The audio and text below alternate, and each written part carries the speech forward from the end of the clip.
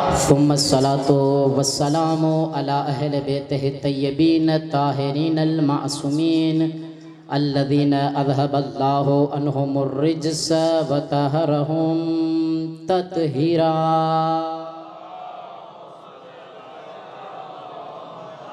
अम्मा बअदु फ़क़द क़ाल अर्रहमानु फ़िल क़ुरआनिल करीम बिस्मिल्लाहिर रहमानिर रहीम फ़अक़िम वजहक लिद्दीन सलवात।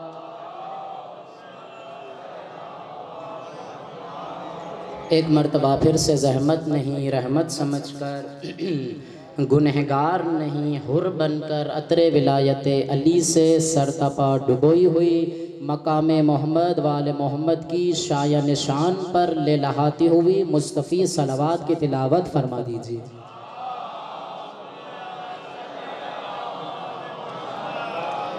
खुदा से दुआगू हूँ कि खुदा बेहक़ चहारदा मासूमीन अलैहिस्सलाम के आप अज़ीज़ान का यहाँ पर आना, मुझ बंदा हकीर का टूटे फूटे अल्फाज पढ़ना, बानियान का फ़र्श अज़ा बिछाना जनाब सैयदा अपनी बारगाह में कबूल फरमाए। खुदा बेहक़ चहारदा मासूमीन अलैहिस्सलाम के इन अज़ादारों में जो भी अज़ादार बेरोज़गार है उसको रिज़्क़ व हिलाल की रोज़ी अता फ़रमाए। जो भी साहिब रोज़गार हैं उनके रिज़्क़ व हिलाल में बरकत अता फ़रमाए। खुदा बेहक़ चहारदा मासूमीन अलैहिस्सलाम के आपकी तमाम शरई नेक हाजात बहाल फरमाए।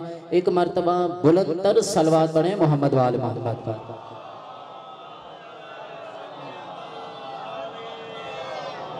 इजाज़त है गुफ्तगू का आगाज़ किया जाए इंशाअल्लाह। अगर आपकी तवज्जो रही तो मुख्तसर वक्त में मुख्तसर कलाम से बेहतरीन गुफ्तगू करता जाऊँगा। हम्द है उस खालिक लम यज़ल ला यज़ाल की, हर अल्फाज हर जुमले पे तवज्जो रखिएगा। हम्द है उस खालिक लम यज़ल ला यज़ाल की कि जिसकी खालिकियत के हुस्न को बयान करने के लिए मुझे इससे ज़्यादा खूबसूरत जुमला कोई और नहीं मिलता कि अली जैसी बेमिसल बेमिसाल हस्ती उस खालिक की बारगाह में सर सजदे में रखकर ये कहती हुई नजर आती है कि ए परवरदिगारा अंतल खालिको व अनल मखलूक, कि ए मेरे रब तू मेरा खालिक है, मैं अली तेरी मखलूक हूँ। दुरूद व सलाम हो खुदाए हुसैन की उन मुस्तफ़ा और बरगुज़ीदा हस्तियों पर कि जिन्हें उस ना नज़र आने वाले खुदा ने अपने वही और इरादे का तर्जुमान बनाकर रूए अर्ज़ पर भेजा है। देखें खुश नसीबी है मेरी और आपकी कि इस पुरआशूब दौर में बातिल लहरों के तलातुम में, जुमलों पर तवज्जो रखिएगा, खुश नसीबी है मेरी और आपकी कि इस पुरआशूब दौर में बातिल लहरों के तलातुम में हम बड़े बड़े जाहिलों को छोड़कर नजात की कश्तियों पर सवार हैं। हमें वो सफीना मुयस्सर है जिसे सफीना नजात कहा जाता है। अभी भी जो अजीजान खामोश हैं उनके लिए जुमला पढ़ता जाऊं कि हमें वो दर मुयस्सर है। तवज्जो रखिएगा, आयत का तर्जुमा इस जुमले में ला रहा हूं। हमें वो दर मुयस्सर है जो दर खुदा ने हमें गुमराही से निकाल कर हिदायत की तरफ दिया हुआ है। गुमराही से निकाल कर हिदायत की तरफ दिया गया है।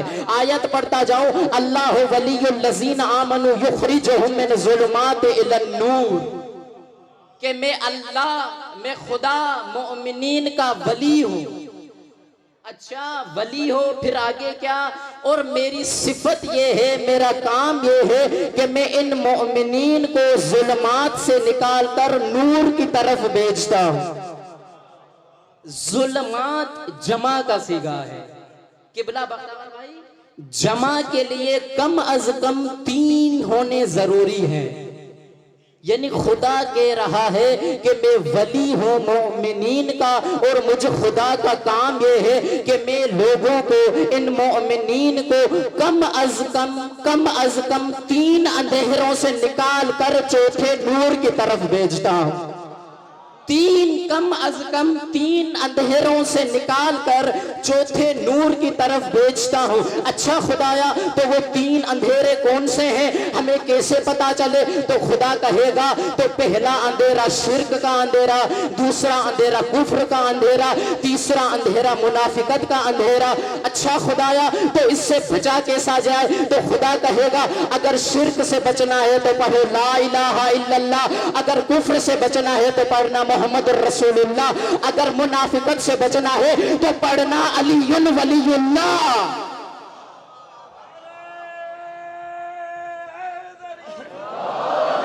अगर मुनाफिकत से बचना है तो पढ़ना होगा अलीयुन वलीयुल्लाह। अच्छा, शिर्क से तो बचना ही बचना है, शिर्क से तो बचना ही बचना है, मगर ये जो कुफ्र और मुनाफिकत है, अगर इससे ना बचा जाए तो इंसान फासिक हो जाता है। तवज्जो रखिएगा पीछे वाले अजीजान, अगर शिर्क से तो पाक रहना ही रहना है, शिर्क से तो दूर रहना ही रहना है, मगर क्या कुफ्र और मुनाफिकत से अगर इंसान दूर ना हो तो वो फासिक हो जाता है। आप कहेंगे कैसे? तो कुरान में खुदा कह रहा है व इज़ अख़ज़ल्लाहु मीसाक़न नबिय्यीन लमा आतैतुकुम मिन किताबिन व हिक्मा सुम्मा जाअकुम रसूलुम मुसद्दिक़ुन लिमा मअकुम लतुमिनुन्न बिही व लतंसुरुन्न काल अक़ररतुम व अख़ज़्तुम अला ज़ालिकुम इसरा काल अक़ररना काल फशहदू व अना मअकुम मिनश शाहिदीन फमन तवल्ला बाद ज़ालिका फउलाइका हुमुल फासिकून। खुदा कुरान में कह रहा है व इज़ अख़ज़ल्लाहु मीसाक़न नबिय्यीन, जब खुदा अपने तमाम नबियों से मीसाक लेते हुए, पैमान लेते हुए, अहद लेते हुए, वायदा लेते हुए कह रहा था कि ए मेरे नबियों, ये जो किताब व हिकमत तुम्हें दी गई है ये इस शर्त पर दी गई है कि तुम जाअकुम रसूलुम मुसद्दिक़ुन लिमा माअकुम, कि तुम्हारे बाद एक रसूल आएगा कि जिसकी पहचान ये होगी कि जो चीज तुम दुनिया में ला चुके होगे यानी किताब और हिकमत, वो रसूल इस चीज की तस्दीक करेगा। अच्छा खुदाया, तस्दीक करेगा तो फिर हमें क्या करना होगा? खुदा ने कहा लतुमिनुन्न बिही व लतंसुरुन्न, फिर तुम्हें ये करना होगा कि उस पर ईमान भी रखना और उसकी मदद भी करना। अच्छा खुदाया, उस पर ईमान भी रखें, उस पर मदद भी करें। काल फशहदू व अना माअकुम मिन शाहिदीन, तो इस चीज पर पुख्ता रहना, गवाह रहना। आगे वाली आयत फमन तवल्ला बाद ज़ालिका फउलाइका हुमुल फासिकून। ए मेरे नबियों, अगर तुम लोगों ने मोहम्मद मुस्तफ़ा पर ईमान ना रखा और इसकी मदद ना की तो तुम फासिक हो जाओगे। तवज्जो, आयत किस लिए पढ़ी? इसलिए पढ़ी कि जो मैंने कहा कि अगर शिर्क से तो दूर रहना ही रहना है, मगर कुफ्र और मुनाफिकत से दूर रहना इसलिए भी जरूरी है कि इंसान फासिक हो जाता है।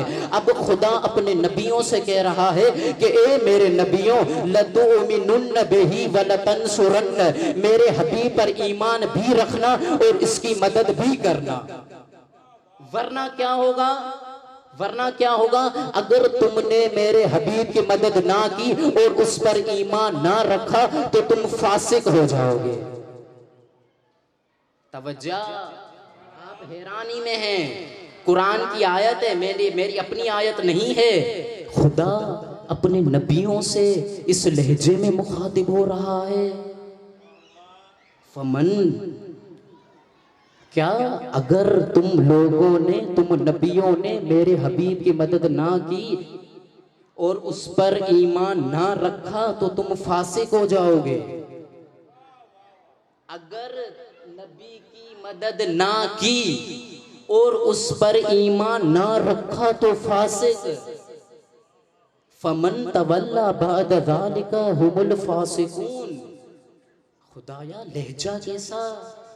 तुम अपने नबियों से ऐसे लहजे में बात कर रहे हो। खालिक अकबर होकर अपने नबियों से इस तरह लहजे में बात कर रहा है। आपकी खामोशी की कसम, इस लहजे की कुरान में फकत 2 आयतें मिलती हैं। या यही खुदा अपने नबियों से कह रहा है कि ए मेरे नबियों, अगर मोहम्मद मुस्तफ़ा पर ईमान ना रखा और इसकी मदद ना की तो तुम लोग फासिक हो जाओगे। या तो इसी हबीब खुदा से कहा, ए मेरे हबीब, अगर अली की विलायत का ऐलान ना किया तो तेरी रिसालत बेकार।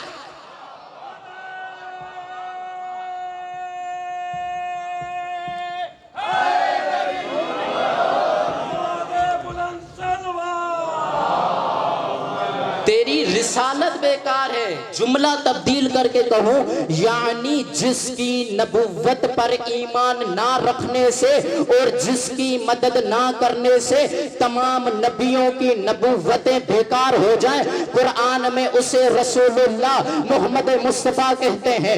मगर जिसकी विलायत का ऐलान ना करने पर इसी हबीब खुदा की रिसालत नबुव्वत बेकार हो जाए, उसे कुरान में अलीयुन वलीयुल्लाह कहते हैं।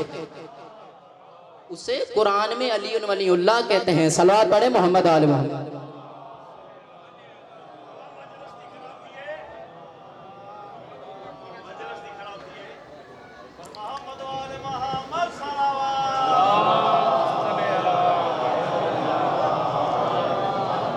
एक मरतबा फिर भी सलावत पढ़े मोहम्मद आले मोहम्मद।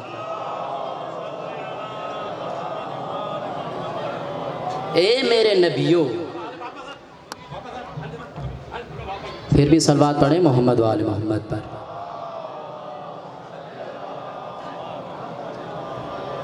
फमन तवल्ला बअद ज़ालिका फउलाइका हुमुल फासिकून।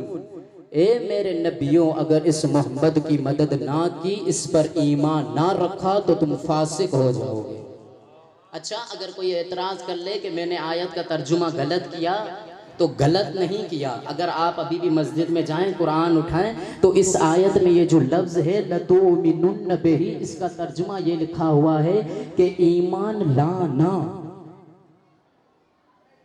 अभी भी अगर कुरान उठाएं तो उसमें तर्जुमा लिखा हुआ है लतुमिनुन्न बिही, उस पर ईमान लाना। मगर मैं ये तर्जुमा नहीं कर रहा और कर भी नहीं सकता। ईमान लाना तब कहा जाता है जब पहले ईमान ना लाया हो, अब लाना है। लतुमिनुन्न बिही, ईमान लाना।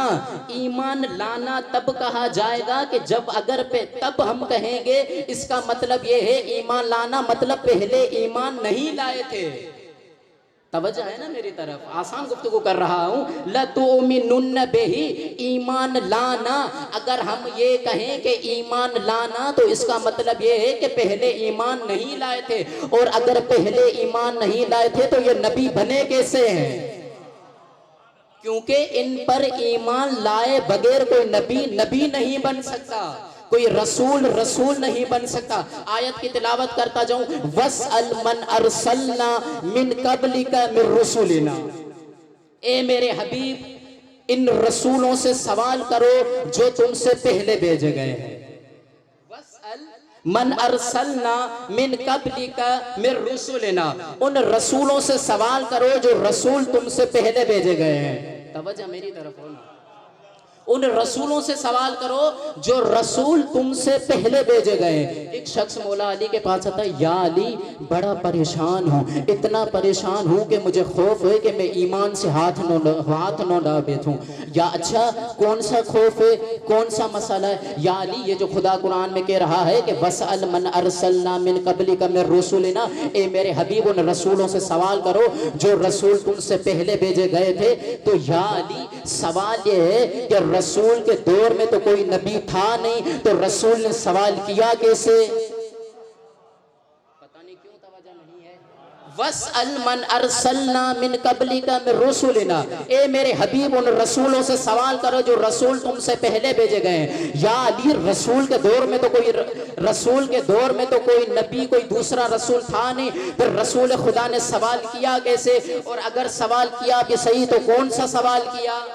मौला ने कहा, परेशान मत हो, ये आयत ना ज़मीन पे उतरी ना मस्जिद में रसूल पर नाजिल हुई, ना घर में नाजिल हुई। या अली तो कहाँ नाजिल हुई? ये आयत रसूल खुदा पर मौला ने कहा महराज पे नाजिल हुई। ये आयत रसूल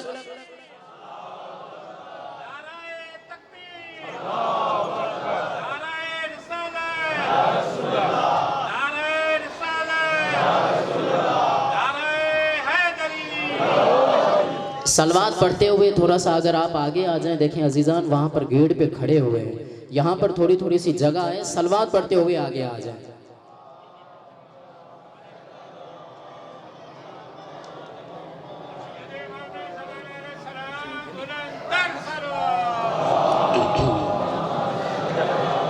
पीछे वाले अजीजान भी अगर थोड़ा सा आगे आ जाए तो बेहतर रहेगा, ताकि पीछे वालों के लिए जगह बन पाए।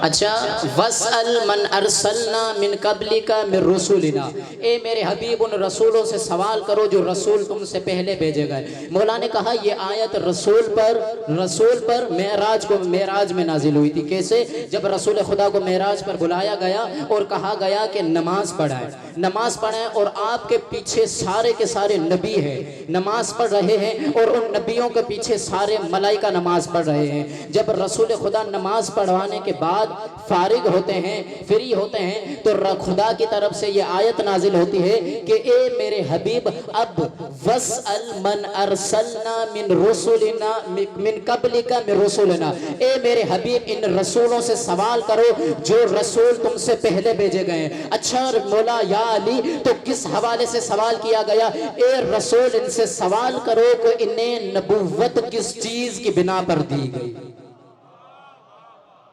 मेरे रसूल इनसे सवाल करो कि इन्हें नबूवत किस बिना पर दी गई। तो सारों ने कहा या रसूल अल्लाह, हमें नबूवतें और रिसालतें 3 शर्तों पर दी गई है। पहली खुदा की वहदानियत के इकरार पर, दूसरी आपके रिसालत के इकरार पर, तीसरी अली के विलायत के इकरार पर, तीसरी अली के विलायत के इकरार पर। अब लतुमिनुन्न बिही, ईमान लाना नहीं, ईमान रखना। अगर रखते ना, अगर लाना होता तो ये नबी पहले नबी नहीं बन पाते। अगर ईमान लाएं तो पहले नबी नहीं बने, क्योंकि इनसे ईमान पहले लिया गया है। सलवात पढ़े मोहम्मद वाले। परेशान तो नहीं है ना? एक मरतबा फिर भी सलवात पढ़े मोहम्मद आले।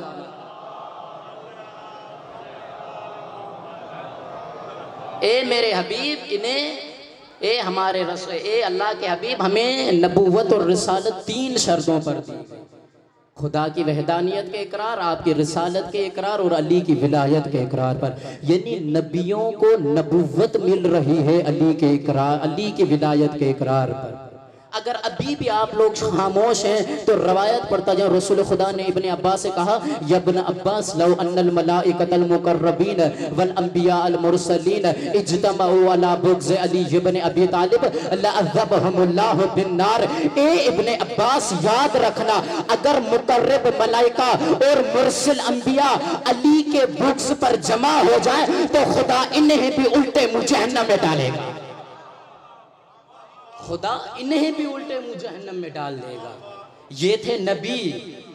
आम बंदों की बात की जाए, मैदान गदीर में जब रसूल खुदा ने जनाब बिलाल को कहा कि ए बिलाल, अली की विलायत का और जो मैं अली की विलायत का ऐलान कर रहा हूँ उसकी अजान दो, अजान दो, अली की विलायत की अजान दो। जनाब बिलाल ने परेशान होकर कहा, या रसूल अल्लाह, इतने सारे लोग हैं, आया मेरी आवाज इन तक पहुंचेगी? जनाब रसूल खुदा ने कहा, ए हबीब परेशान मत होना, अब मैं देखता हूं कौन सा हलाली खामोश रहता है। ए बिलाल, तू ये सोचता है कि तेरी आवाज जाएगी या नहीं? बिलाल, तेरी आवाज इन लोगों तक तो क्या, तेरी आवाज यहां पर मौजूद लोगों तक तो क्या, मर्दों की असलाब में तमाम बच्चों, मर्दों की असलाब में तमाम बच्चों, औरतों की शिकम में तमाम सुल्ब, औरत की सुल्ब में मौजूद तमाम बच्चों तक अली की विलायत की आवाज पहुंचेगी। जो भी आज अली अली सुनकर लब्बे कहेगा, वो जहां भी पैदा होगा हलाली पैदा होगा, और जो भी अली अली सुनकर लब्बेक नहीं कहेगा, फिर चाहे मक्का में पैदा हो ले, हरामी बनकर पैदा होगा।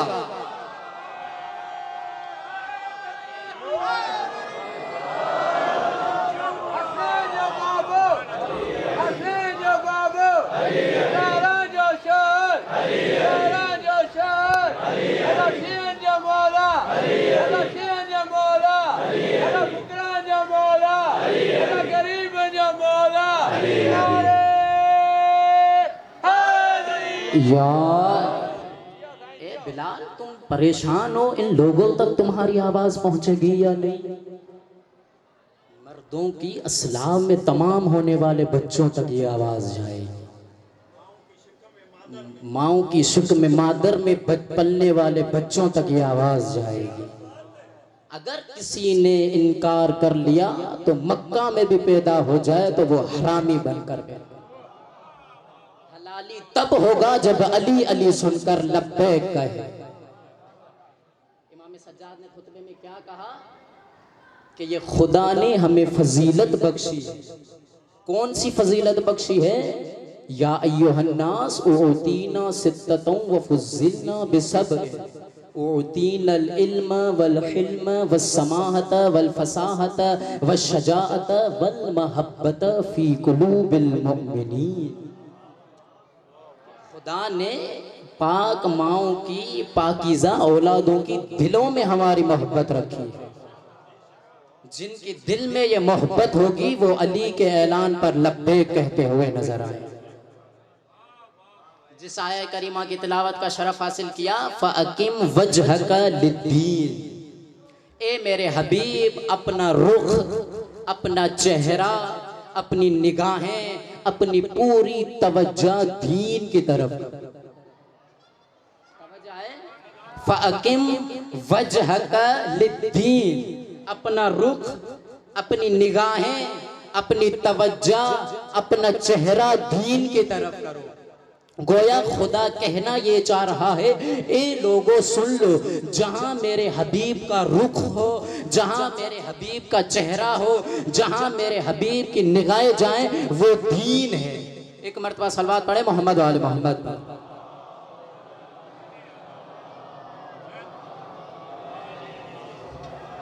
एक मर्तबा फिर भी सलवात पढ़े मोहम्मद वाले मोहम्मद।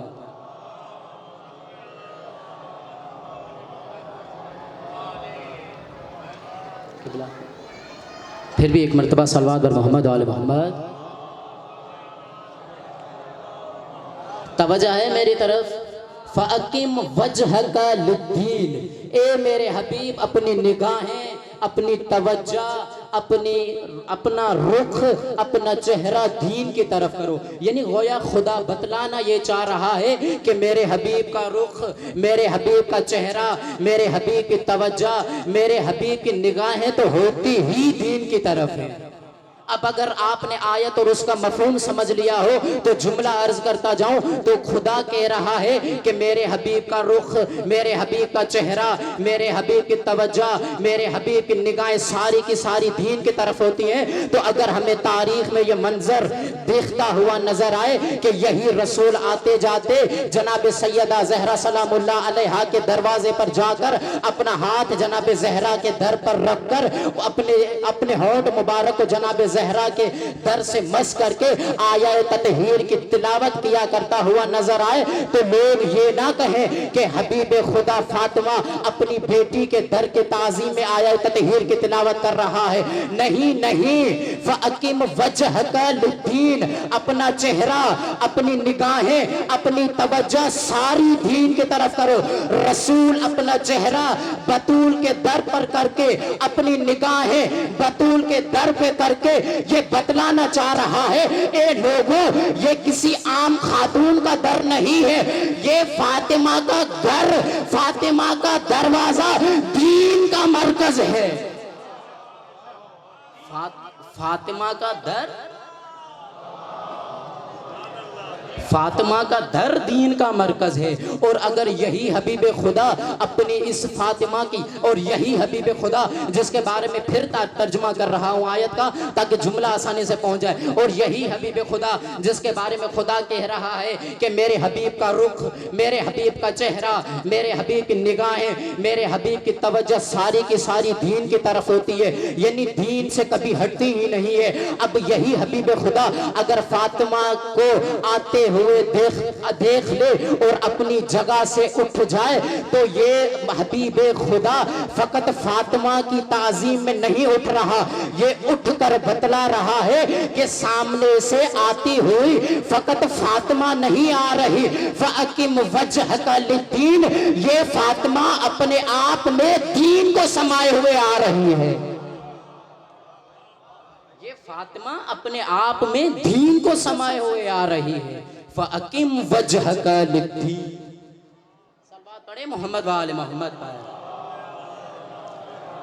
ए मेरे हबीब, अपना चेहरा, अपना रुख, अपनी निगाहें, अपनी तवज्जो दीन की तरफ कायम करो, दीन की तरफ रखो। अब कितना अजीब है अगर यही हबीब खुदा जिसके बारे में खुदा कह रहा है मेरे हबीब का चेहरा दीन की तरफ होता है, मेरे हबीब का रुख दीन की तरफ होता है, मेरे हबीब की तवज्जोएं दीन की तरफ होती हैं, और यही हबीब नमाज की हालत में हो और सर सजदे में हो और इसकी पुश्त पर हुसैन आ जाए तो कोई ये ना कहे कि हबीब खुदा की पुश्त पर नवासा आ गया है। नहीं नहीं, बल्कि दीन का एक रुकन सजदे में है, दूसरा रुकन उसकी पुश्त पर है। एक रुकन सजदे में है और दूसरा रुकन उसकी पुश्त पर।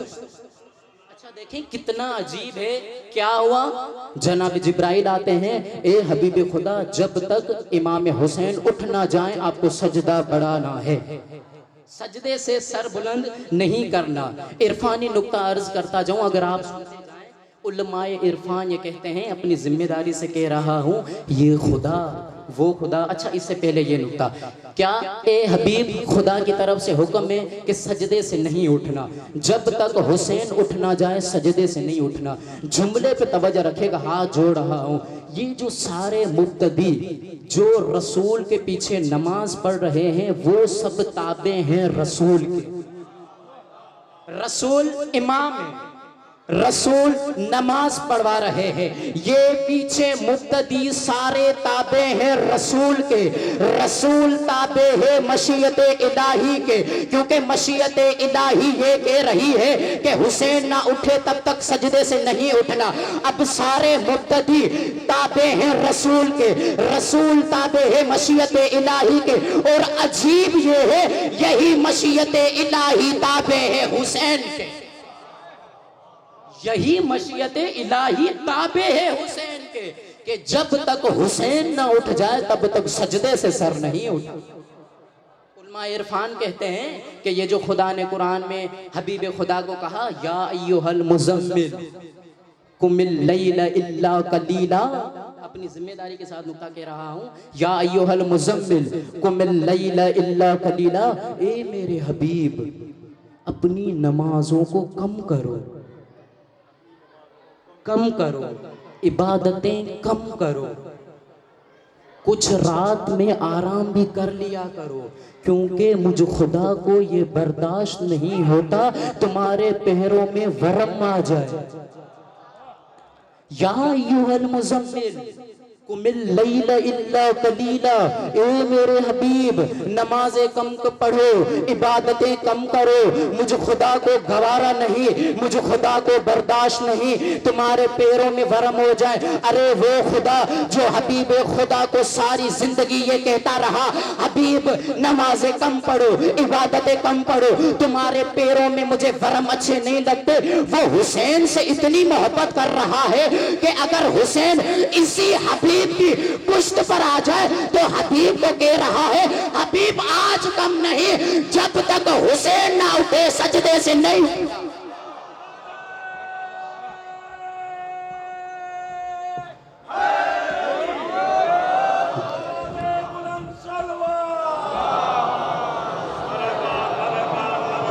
जब तक हुसैन ना उठ जाए तब तक तुम्हें सजदे से नहीं उठ। अब मजबूरी ये है कि अगर मिंबर पर ऐसी रवायतें और ऐसी बातें पढ़ी जाएं तो लोग गौर से देखने लगते हैं, ताजुब हो जाते हैं, ताजुब करते हैं कि नहीं ऐसी रवायतें नहीं पढ़नी चाहिए। सलवात पढ़े मोहम्मद वाले मोहम्मद पर। आप मेहरबानी करें, तवज्जो मेरी तरफ रखें, मैं फकत 5 से 6 मिनट पढ़ूंगा और मिंबर आगा को दूंगा। क्या एक मरतबा फिर सलवात पढ़े मोहम्मद वाले मोहम्मद।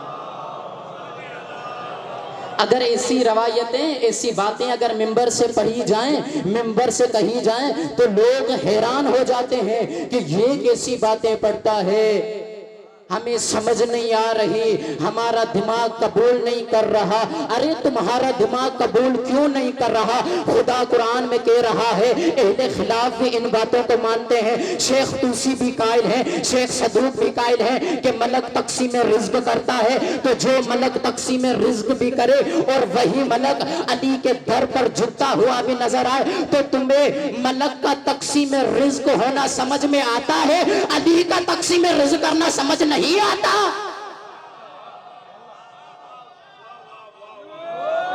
अली का तकसीम रिज़्क़ करना उसे समझ नहीं आता, कभी समझ आएगा भी नहीं। अली कोई समझने वाली चीज है?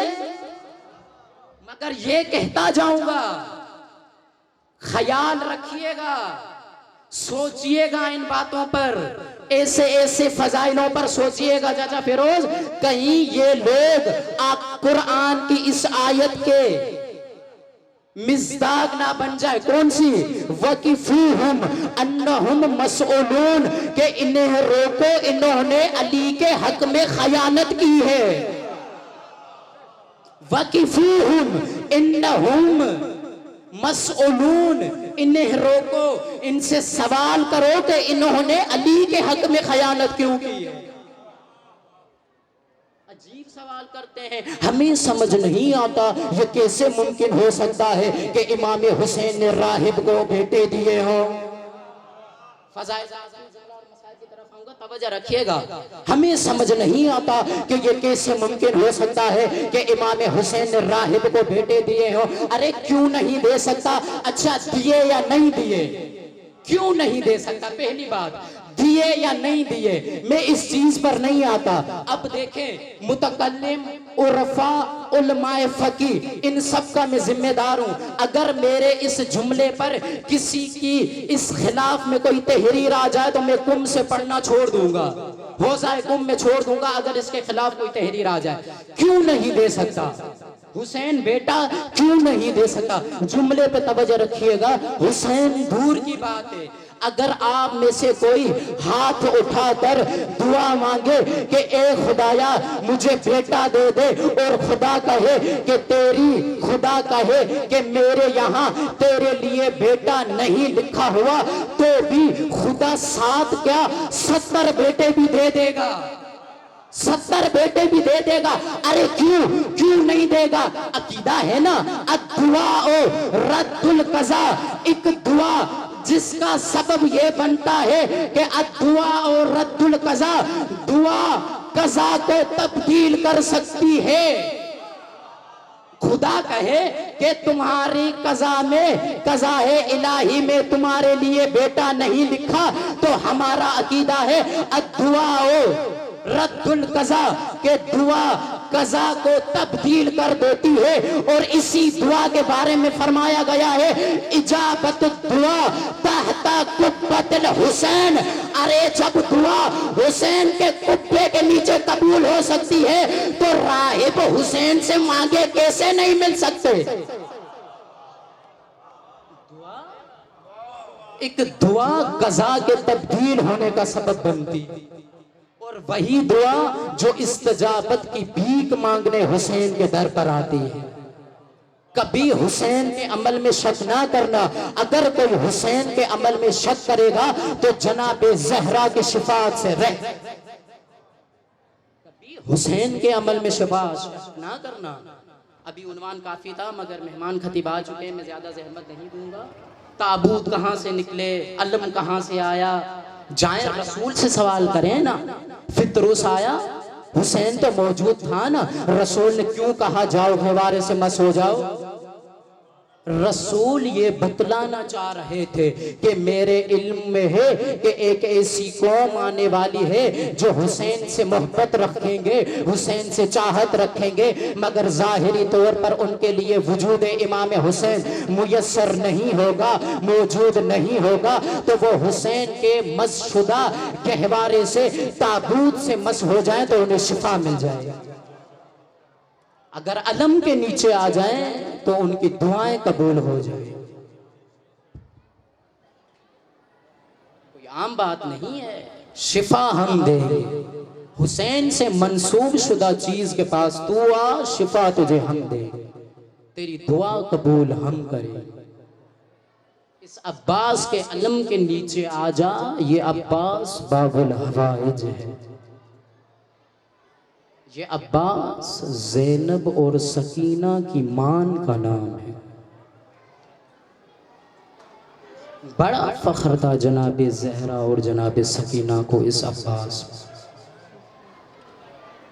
जनाब ज़ैनब, जनाब अब्बास इतनी मोहब्बत थी, इतना यकीन था, पूरे काफिले में कहा करती थी, ए बीबियों तुम सब के पर्दे की जामिन में ज़ैनब हूँ और मुझ ज़ैनब के पर्दे का जामिन अब्बास।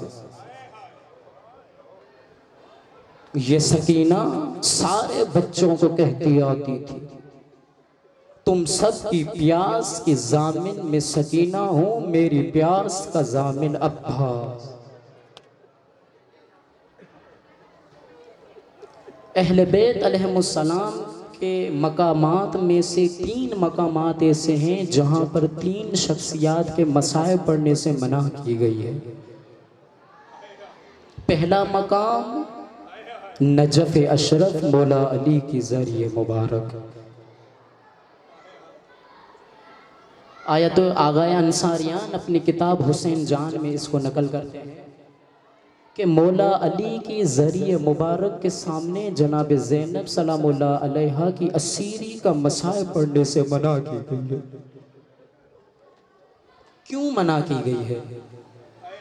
आगा अंसारियान ने उस किताब में लिखा, जब एक जाकिर ने जनाब ज़ैनब की असीरी का मसाइब पढ़ा तो इमाम अली हरम के खादमीन में से एक खादिम के ख्वाब में आते हैं, कहते हैं आज के बाद मेरी ज़री के सामने ज़ैनब की असीरी का मसाइब ना पढ़ा जाए।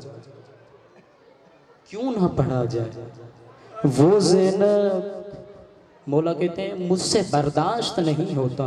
वो ज़ैनब जो अपने नाना की कब्र पर जाए तो रात का इंतज़ार करती थी, वो ज़ैनब असीर होने के बाद इतनी मजबूर हो गई कि यजीद जैसे शराबी के सामने खड़ा होना पड़ा। दूसरी जगह इमाम हुसैन के ज़रिए मुबारक, इमाम हुसैन के ज़रिए मुबारक के सामने शहज़ादा अली अकबर का मसाइब पढ़ने से मना की गई। जब किसी जाकिर ने शहज़ादा अली अकबर का मसाइब पढ़ा, रात को जनाब ज़हरा उसके ख्वाब में आती हैं, कहती हैं अब के बाद हुसैन के ज़रिए पर अली अकबर का मसाइब ना पढ़ना। आज के बाद हुसैन की ज़री के सामने रसूल से शबाहत रखने वाले अली अकबर का मसाइब ना पढ़ना। क्यों ना पढ़ना? बीबी रो के कहता है, बीबी मुझसे गलती हो गई, आप इस्लाह फरमा दीजिए। नहीं, तुमसे गलती कोई नहीं हुई, जब से तूने अली अकबर का मसाइब पढ़ा है मेरे हुसैन को तब से चैन नहीं आ रहा। रो रो के कहता हुआ ये नजर आ रहा है, हाय करबला, हाय मेरा जवान बेटा अली अकबर। तीसरी जगह जनाब अब्बास। इस अब्बास की जरिए मुबारक पर जनाब सकीना का मसाइब पढ़ने से मना की गई। सकीना का मसाइब पढ़ने से मना की गई है। क्यों मना की गई है? क्योंकि अब्बास शर्मिंदा था, भैया हुसैन मेरा लाशा खेमे में ना जा, मैं सकीना को पानी नहीं पिला पाया, मुझे अब्बास से सकीना की प्यास बर्दाश्त नहीं होती। पता नहीं क्या मंजर था 10 मुहर्रम के दिन। अल्लामा मजलिसी लिखते हैं 10 मुहर्रम के दिन ख़याम हुसैनी में तलज़्ज़ो की हालत। तलज़्ज़ो किसको कहते हैं? जब एक मछली को पानी से निकाला जाए, पानी से निकाला जाए तो वो तड़पने लगती है। जब तड़प कर थक जाती है तो करवटें बदलती है, कभी दाएं मुड़ती है तो कभी बाएं मुड़ती है। जब करवटें बदलने की हिम्मत भी खत्म हो जाती है तो कभी मुंह खोलती है, कभी बंद करती है। मगर अजीब ये है, अल्लामा मजलिसी कहते हैं ये 3 हालतें तो हालत तलज़्ज़ो की होती है, मगर ख़याम हुसैनी में एक चौथी हालत ये थी कि बच्चे अगर मुंह खोलते थे तो बंद नहीं कर पाते थे, अगर बंद था तो मुंह खोल नहीं पाते थे। इतनी प्यास, यही चीज तो अब्बास को मार गई। मेहमानों के लाशें आते देखे, कासिम का लाशा आते देखा, अकबर का लाशा आते देखा। वो भी जख्म अब्बास के लिए बहुत खौफनाक था, खतरनाक था, बर्दाश्त से ज्यादा था। मगर जब खैमों में अल अतश की सदाएं सुनी तो अपने इमाम के पास आता है, आका अब अब्बास से रहा नहीं जा रहा। कोई प्यास की शिद्दत, अब्बास, सकीना की प्यास की शिद्दत अब्बास को इतना मार दे रही थी कि आका अब अब्बास से ये बर्दाश्त नहीं हो रहा। इजाजत मिलती है, आते हैं एक खेमे में, जिस खेमे में मशकें पड़ी हुई थी। छोटे छोटे बच्चे आप देख रहे हैं ना, इसी बच्चे उस खेमे में मौजूद थे। उन बच्चों की हालत ये थी कि पानी तो मशकों में था नहीं, मशकों को उठाकर अपने चेहरे पर रखकर मश्क की थोड़ी सी नमी से सुकून हासिल कर रहे थे। जब अब्बास ने ये हालत देखी, रो के फरमाते हैं, हाय सकीना मैं मर जाऊं मगर तू प्यासी ना रहे। मश्क उठाते हैं, जाते हैं, पानी भरते हैं। अच्छा जुमला सुनेंगे, मेरी दिल कहती है मौला अब्बास ने, चाचा फिरोज, मौला अब्बास ने पानी की तरफ निगाहें करते हुए कहा होगा, ये पानी तू यहाँ पर ठाठे मार मार के तू दे रहा है, तेरे किनार में रसूल की बेटियां प्यासी हैं। ए पानी तू नहीं जानता, वहां पर वो रसूल की बेटियां प्यासी हैं जिसकी माँ का हक महर था ये पानी। ए पानी तू नहीं जानता, वो रसूल की बेटियां प्यासी है जिनका बाबा अबू कौसर का मालिक है। पानी भरते हैं, आते हैं खेमे की तरफ। जब खेमे की तरफ आना चाहते हैं, हमला होता है। बहुत शकीना की इस मश्क की हिफाजत की है जनाब अब्बास ने। हमला होता है, दायां बाजू कलम होता है, बाएं बाजू की तरफ रखते हैं। बायां बाजू कलम होता है तो अपने दंदान मुबारक में मश्क लेते हैं। मश्क लेने के बाद एक तीर चलाया जाता है। वो तीर मश्क पर तो नहीं लगता, मगर जनाब अब्बास की आंख में तीर लग जाता है। आंख में तीर लगता है। अब आप मुझे अंदाजा लगाएं, दिल पर हाथ रख के कहें, बताएं, अगर आंख में जर्री बराबर भी चीज चली जाए तो हमें कितनी तकलीफ होती है। अगर तकलीफ हो जाए तो उसे हम साफ अपने हाथों से ही करते हैं, मगर हाय गुर्बत अब्बास की आंख में तीर है मगर निकालने के लिए दोनों हाथ नहीं है। कोशिश करते हैं अपने घुटनों से उस तीर को निकाल। जैसे ही घुटनों से तीर निकालने के लिए अपने सर को नीचे करते हैं, एक कमीना सर पर गुर्ज मारता है।